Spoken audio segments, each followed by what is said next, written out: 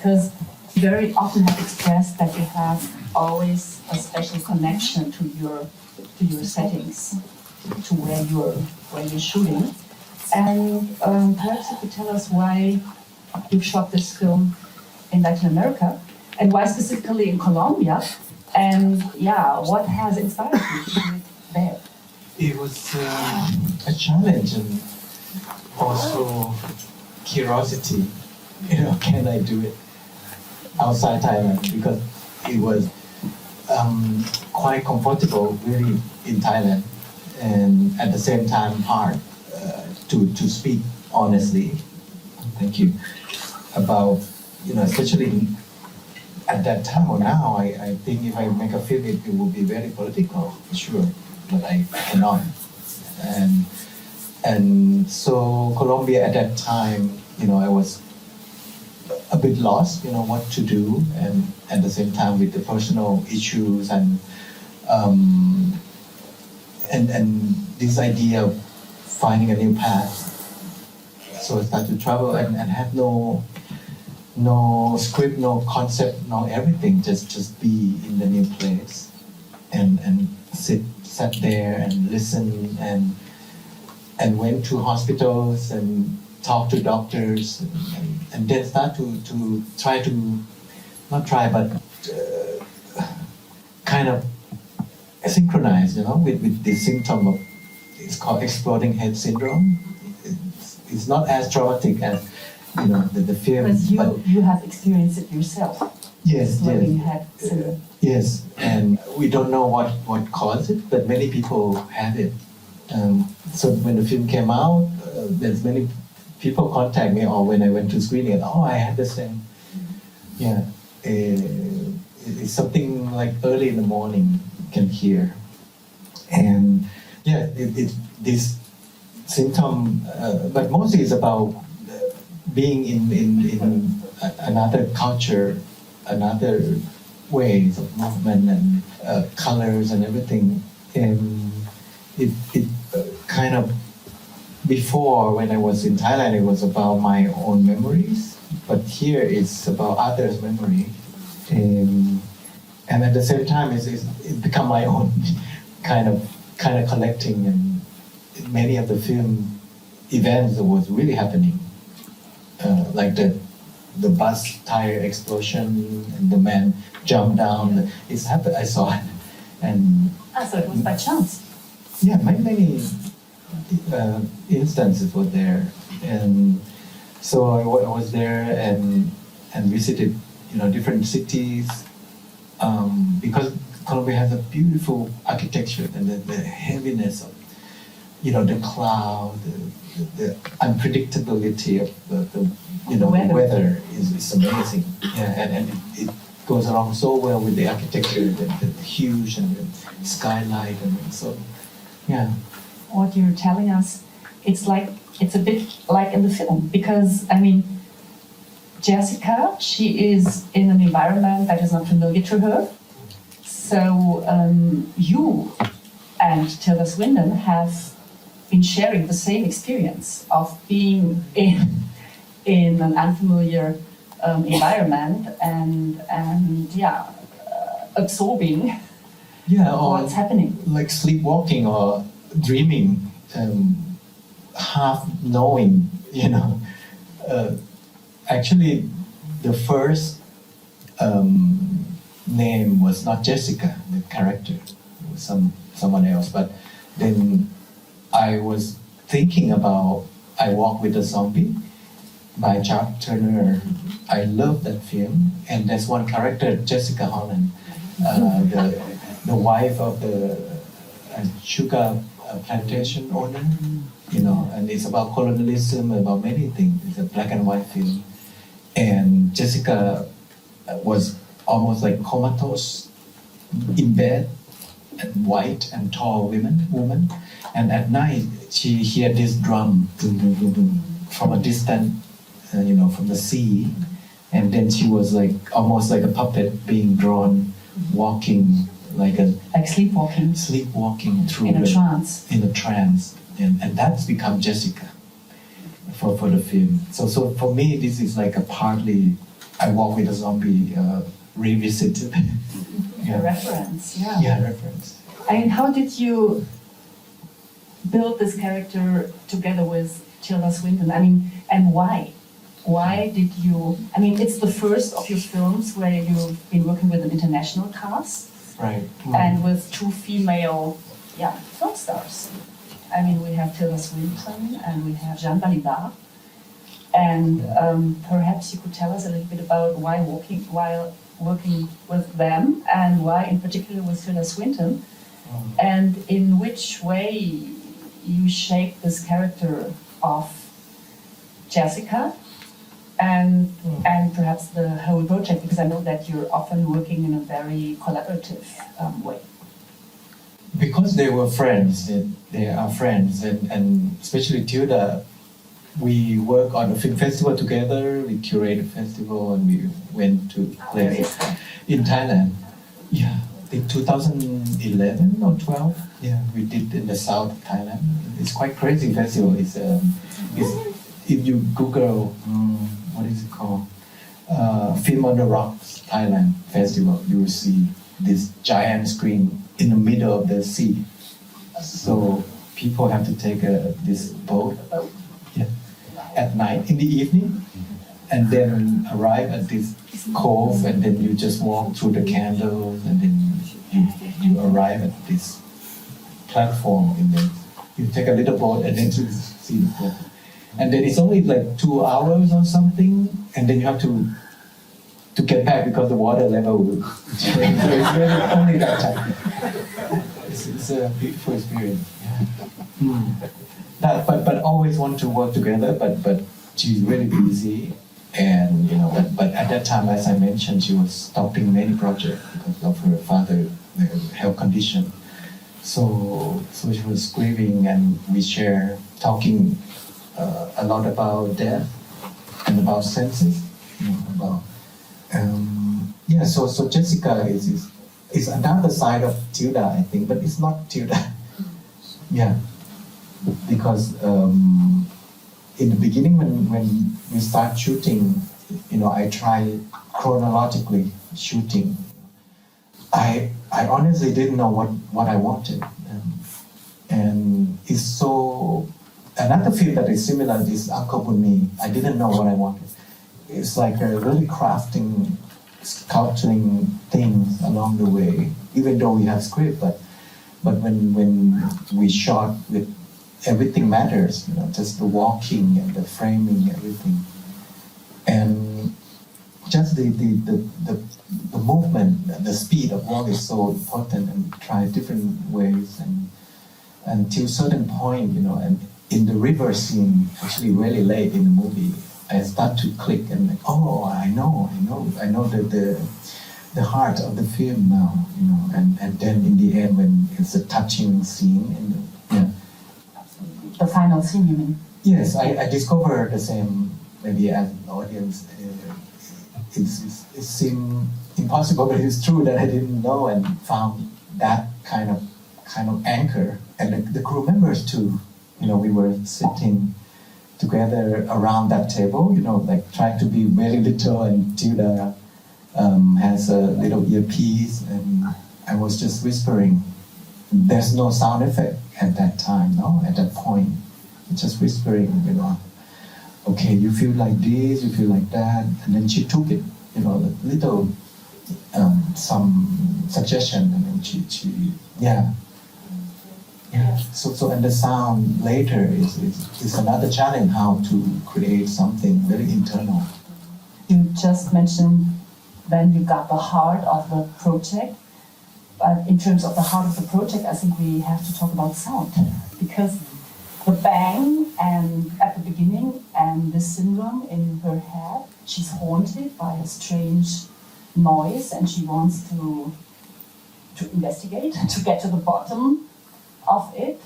So sound seems to be, the impulse, at the heart of the whole project, and we are like in a soundscape.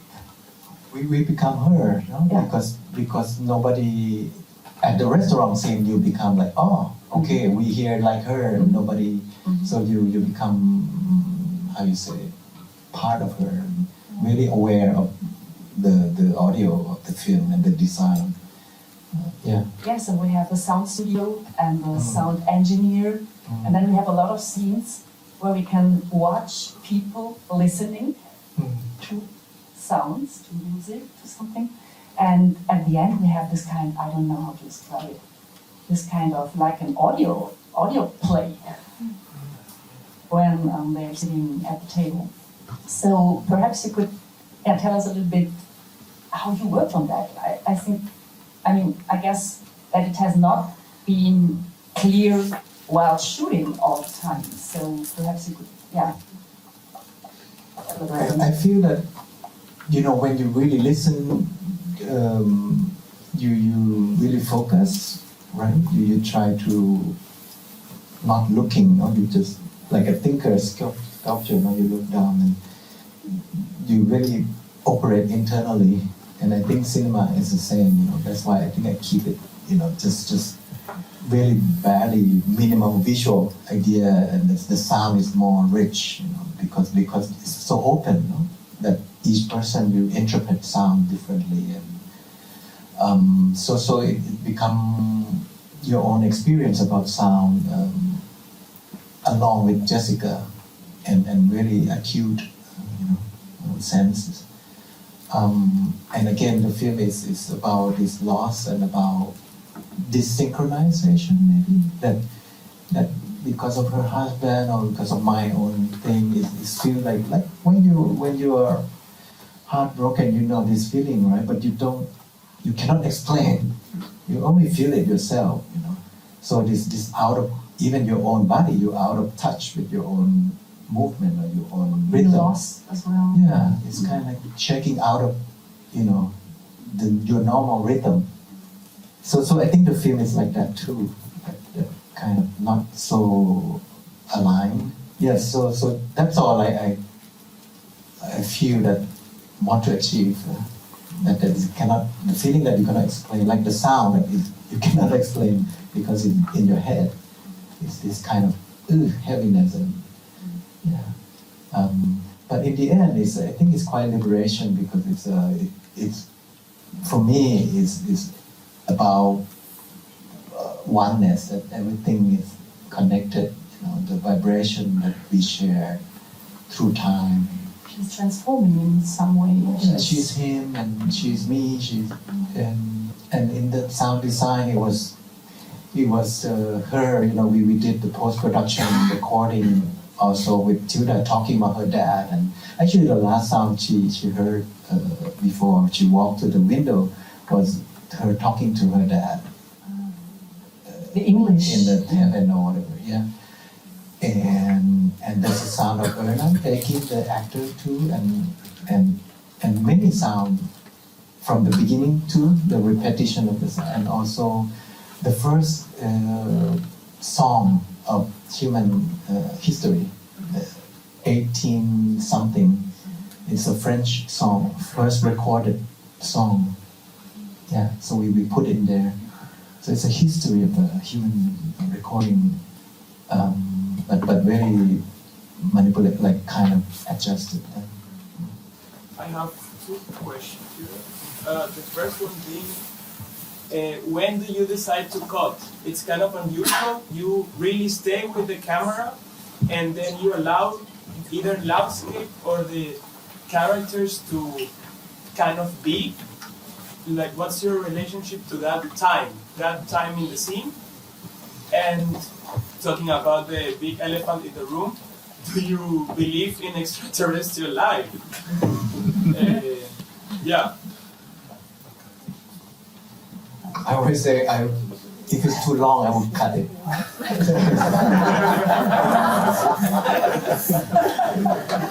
Filmmakers, is it possible? I work with the editor from the beginning, so it's a long relationship, and we shot a lot. Actually, there are many that is not in the film, including many political scenes. There's a dream sequence that is about this village being bombarded by explosion. But in the end, we stuck with Tilda, stuck with Jessika because it's enough. It become very simple, just simple walk, and because we just hold the film very well, and this idea of being without distraction, just really focus, and that's why it allows us to have, let's say, so-called long take, to be, to be and to see that this is the source of sound itself, and also the sound out of frame. This openness that you can look at protagonists, or you look at the birds, or you look at yeah. And then there was the question in terms of extra-terrestrial life. I don't know. I believe it's a very strong word. I maybe it exists, but I don't care. I like science fiction. I think it comes from science fiction, love of science fiction, and the idea of illustration, is from the 70s when I grew up, and it's a boom of sci-fi, So, but on the cover of this magazine, a very beautiful painting of spaceship, and but this is old, so it's like memory of the future. Yeah. So that's why. Yeah, I mean, and in this film, like in many of your films, we have these different layers of times and of spaces coexisting. The dead and the living are coexisting side by side, and different times as well. And there is a focus also on the non-human world. The stones, for instance, here. There have been other questions.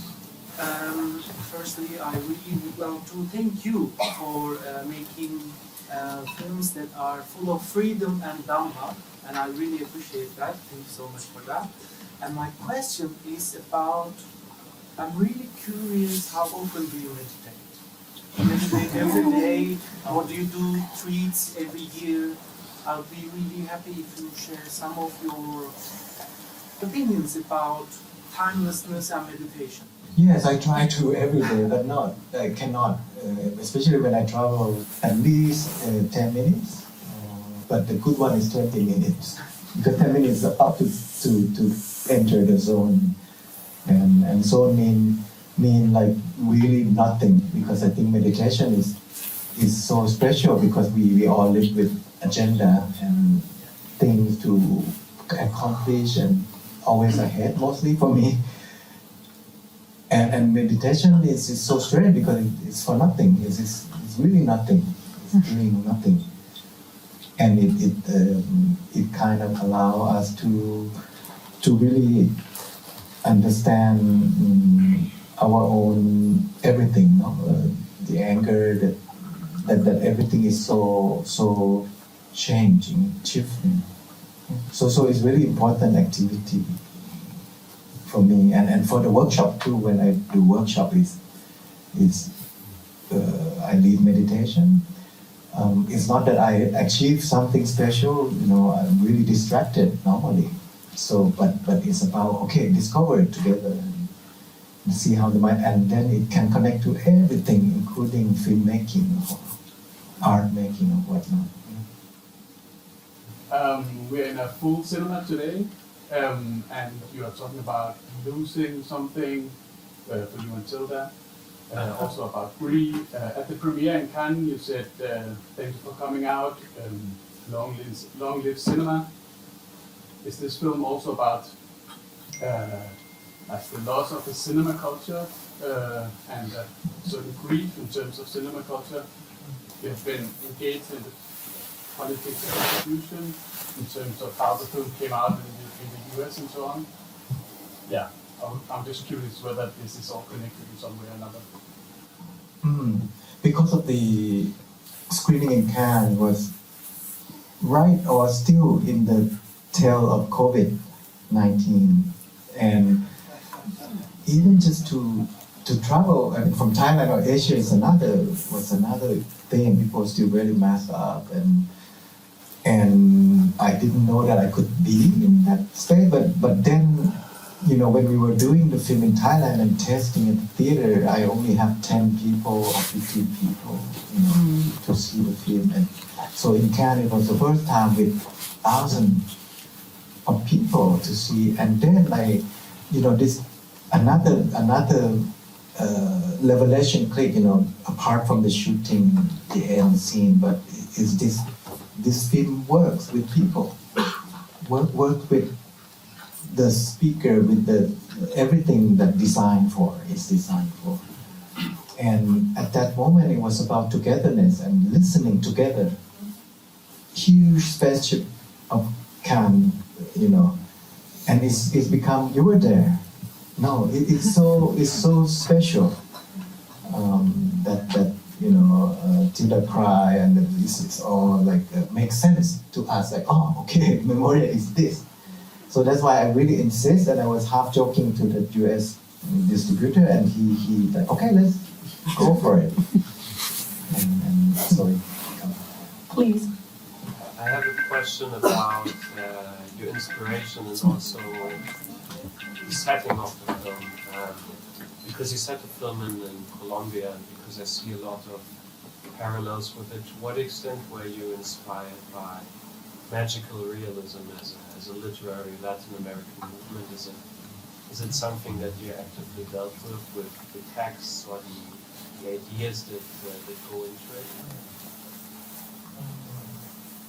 Not consciously, but I like reading Marces, for example. Even there's one short story, beautiful one by it's about a man who could remember everything. Borges. Yeah, I sent the script to a friend, and then she sent me this short story like, hey, it's the same.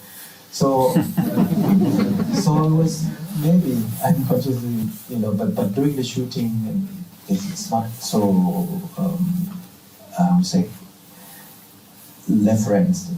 Yeah. It's explicit. And, Yeah. Please. Very curious to hear why you decided to shoot on 35mm. And maybe as an extension to the question also, what you see happening to 35 in the future, and whether it's still working. Maybe it's not good because it's about the film you're gonna see tomorrow. That one was shot on digital, and I didn't like that much the image.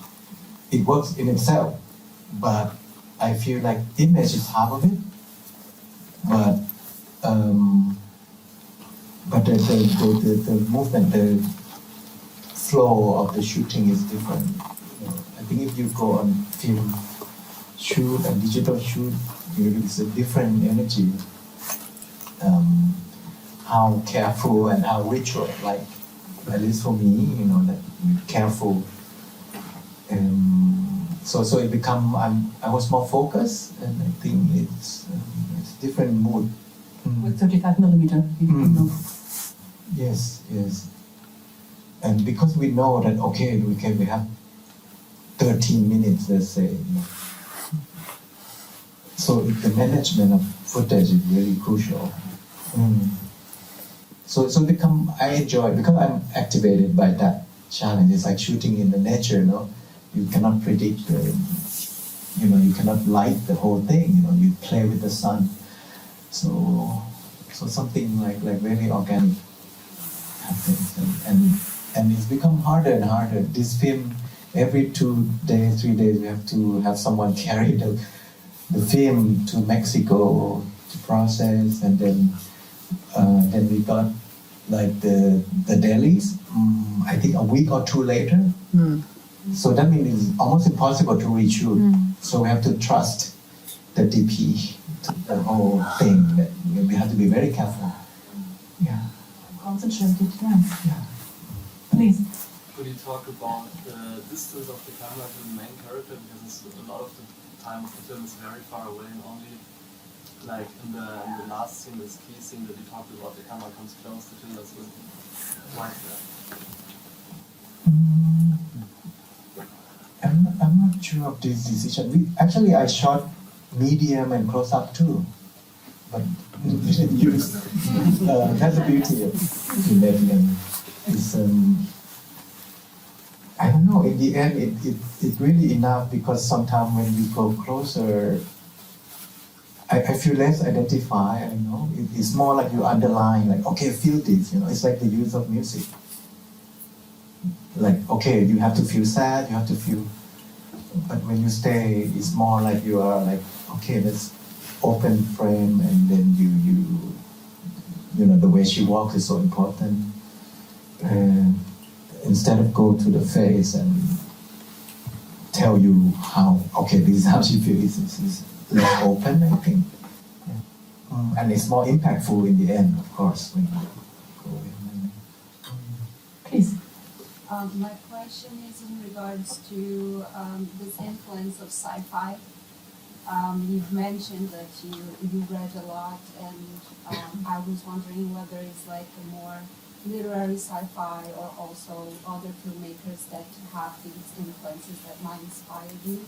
Because like this presence of the spaceship, for example, it's here in Memoria, but also in your installation like Primitive, for example. So it's a recurring element on your production.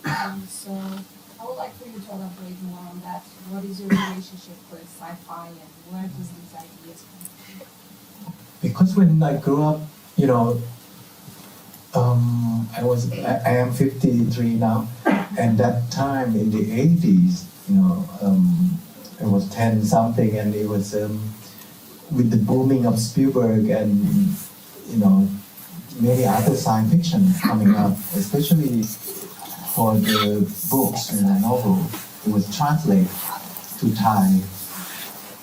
Many big authors like Ray Bradbury or Arthur C. Clarke, and so I only love those periods of science fiction or theatrical. So it's a memory of the future again, but it's a dream. It goes very well with the culture at the time, the ghost story, the myth, something mysterious, something beyond gravity, like ghosts that it can disappear, So it's just in the same world. And would you say that this approach, like speculative approach on your film, might come from science fiction, for example? yeah, books. Yeah, books and illustrations. Yeah. Speaking of memories, this brings us back to the title of the film, Memoria. I guess that it's referring both to personal memories, but also to something like a collective memory. Yes. Because, there are some situations where we get at least an idea that you're referring also to the violent history in Colombia, Yeah, especially in Colombia, the crew member told me, because I was, looking for titles, and I said, what about Memoria? Just Memoria. And they say, Memoria for Colombian, it's always tied with political and violent memory. Anyone from Colombia, can you confirm? Because it's that idea of collective trauma too. Yeah, that word brings, and also this bang, when I was doing research, there's so many, interpretation or ideas about it, or memory about the loud noise, So we look at the old newspaper, we interview people, what does loud sound mean to you, and many people talk about that really personal story about, let's say, driving a car and suddenly there's a bang and then you just froze. You don't know what to do, whether it's an explosion, someone shooting someone, or just some party. So this idea of anticipation, it become one of the keys of the film. Just anticipate something, and also the shooting. That it happened. The killings happened a lot during the New Year, when there's a lot of fireworks. So they that kind of relationship of loud noises is also tied to these political or social things. Yeah. Speaking about future and speaking about memories, do you personally care about preservation of your own films for future? Yes, in fact, I am doing the restoration of 3 films now, the one that only exists in 35, those, and should be ready next year, early next year. And digital? Digital. It's No, in the digital films. the digital film, preservation of digital media. Yeah, I Yes. mean, like you're copying them each year for the new media. Yeah, I think the archive, have their ways of updating this data. But I think that the best source is film. At the moment, if I have budget, I would transfer back to film. Something. If the alien can you see that you can understand? Do you think the film would be the same if it was shot elsewhere, say Thailand or anywhere that you're familiar with? Do you think Yes, for sure. it won't, or It will will be- change. Yeah. it will change? Yeah. Yes, because it's all about being there and observation and it's only for that. This is memory already. It's not. It's something only for that time. But do you think like your distance, your physical distance from your own memories help you with the film? Good question. Maybe, because I become really aware more than when I'm in Thailand, I guess, and I also have to depend so much on the crew members, because I don't know, the way one dress, the way one eats, and there's many instances I was wrong, about many things. So instead of being in Thailand where I quite control, like know a lot. I just focus with Tilda only and let the rest just Could you tell us something about the experiences you had when you showed the film in Colombia and in different countries? If the reaction was different, if there was a different feeling, if people took something different from it, or what was different, what was the same in this sort of experience of watching the film? Still, the film is not for the mass, no? So even in Colombia, it's quite niche. So I was screening. I went with the film for 3 cities, in Bogota and in the town that we shot, the small town Quijao, and then I went to Cali. So the small town is the most difficult because people expect another kind of film. But it was also very raining heavily, which we show it outdoor, so it become a bit problematic with the sound and everything. But for the Bogota, I think it's a lot of film students, a lot of cinephile, so it's quite very good reception with the premiere, and some people cried and really take it really politically because many of the scenes are there, right there, the square there, so people really identify. Yeah. So I was wondering, in the different iterations of constructing the film, did you ever experiment with the possibility of having more composed sound that originates from outside of frame, or that would be parallel to the frame, so to speak, rather than fitting within the frame? You know what I mean? So it's were there any iterations or experimentations with that? We tried this film in the later part, but it doesn't work. It's too much. I'm not sure how to say. I think when Ernan at the river, stopped moving or sleeping or dead, it's already already is enough telling to the audience that the film stopped. The film refused to continue, narratively, and that we are watching a film. It's an illusion, and suddenly you follow, and the river, it's almost at the river of time stop. So instead of playing with sound, I decide, okay, let's go to the end only, and then use image, and that scene is already also very good companion to. to declare itself that hey, this is an illusion. You talk about like science fiction, but I was just wondering, do you have any personal experiences that you can really understand that would like be like beyond like down to human intelligence for us to comprehend? And if yes, would you like to share it with us? No, I don't want to share. Okay. It's a ghost, if you can say that, like a ghost encounter, but yeah, let's leave it like that. Okay. Yeah. So how do you like arrange the speed and rhythm of multiple movements like sound and camera and body motion and speed talking during your creation in order to shape this synchronized affective and perceptive flow that is somehow private, imperceptible, and transferable or transient? I wish I knew. With the editor, also with the shooting, you really need to know your rhythm and how it operates with the rhythm of the shooting, at that time, not before. But what is like the mood of the crew, everything affects, I think, my decision to frame and to do everything.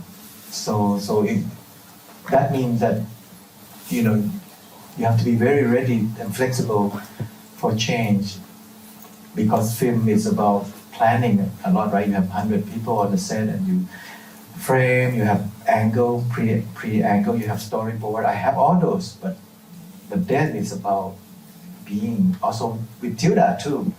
She really no plan, and it's just on the set and and then, but what she always asks is, what was happening before this? What was before this shot in the film, in your mind, and then so that she can continue that. Somehow she has all this memory of the film in her head, and then she just, so she maintained that. But for me, it's all, being present. Book has been published, Memoria, by Fire Press last year, I think. And part of it is something like a production diary with a lot of pictures. And reading this book and watching this book, you get the idea that it could have been a completely different film. Because in the book there are moments and incidents that are not in the film. The book is a real film. I just feel like that's like maybe that's a reason to make it, just for this book to exist. And this is a bonus. Because there's so many things that's the joy. I think for me, I don't watch film nowadays for a long time. But making film is something else. This process is a pleasure, it's a joy. And it's watch film? No. I sneak sometimes, but rarely for the past, 5-6 years. And music too. This is in Herman as well, in the old fisherman Herman. I said, no.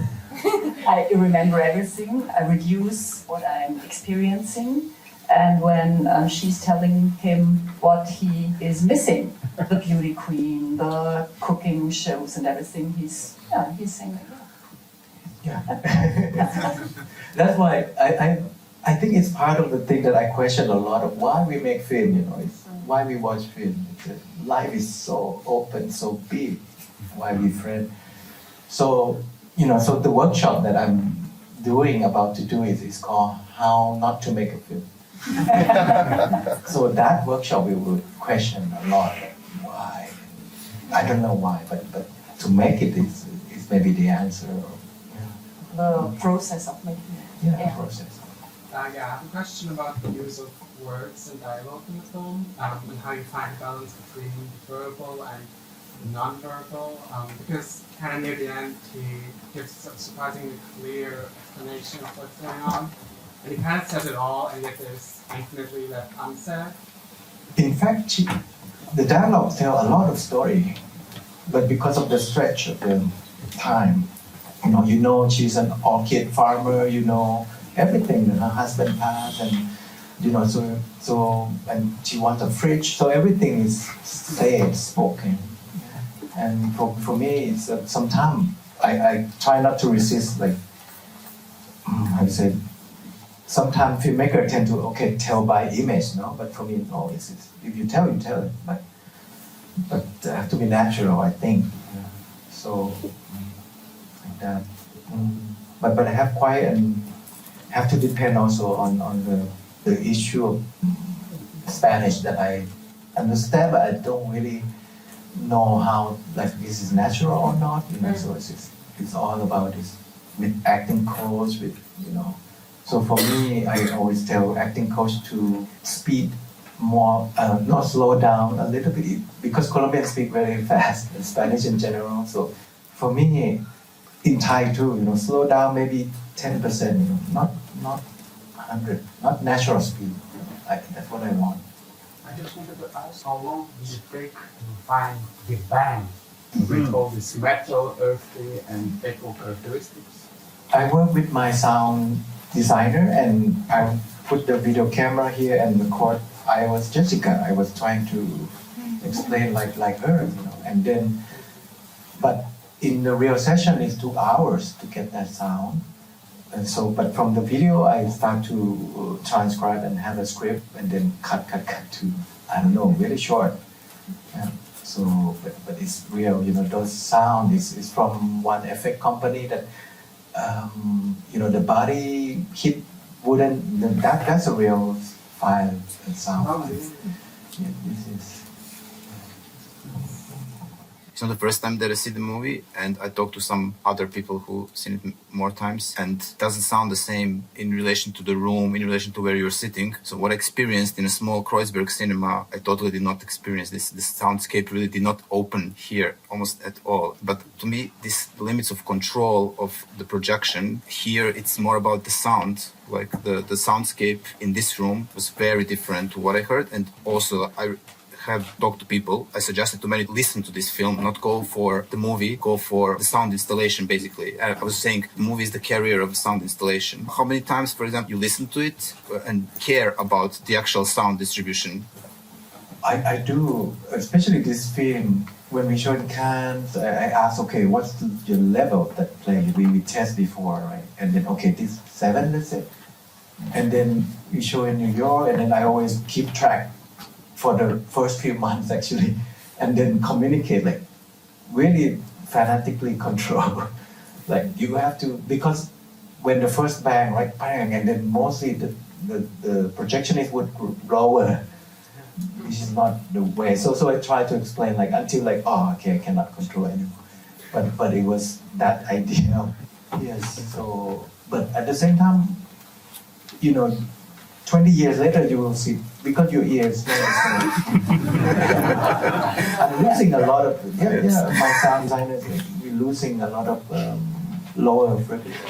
So it's represent at this moment, this time, this is my hearing. And there's one guy in New York, he saw, just 2 months ago, he said he saw the film 38 times. Yes, and he was really young, like 20.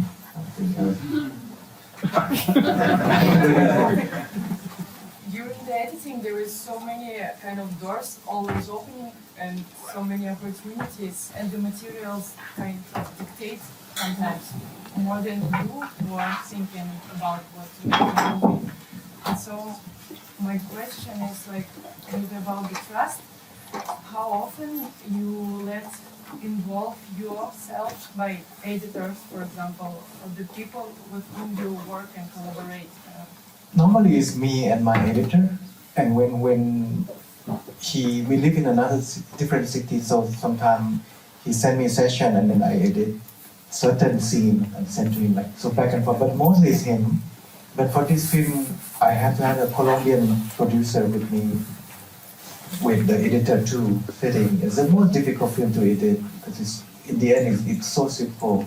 But because of what I said before about the political context of the film, there are several scenes depicting, the dream and also dialogues, and more John Balibar. So there's so many discussion going on. Because I'm not sure, is this too much? This political thing, and it's so beautiful, the footage. So we talk together about this, and in the end, it's already, the tension and the anticipation is already there with just the walk, just, listen now, for example. So, yeah, and it's also, like you said, the film, they really tell you what it wants to be. I think we should come to an end to liberate you. Thank you very much for coming.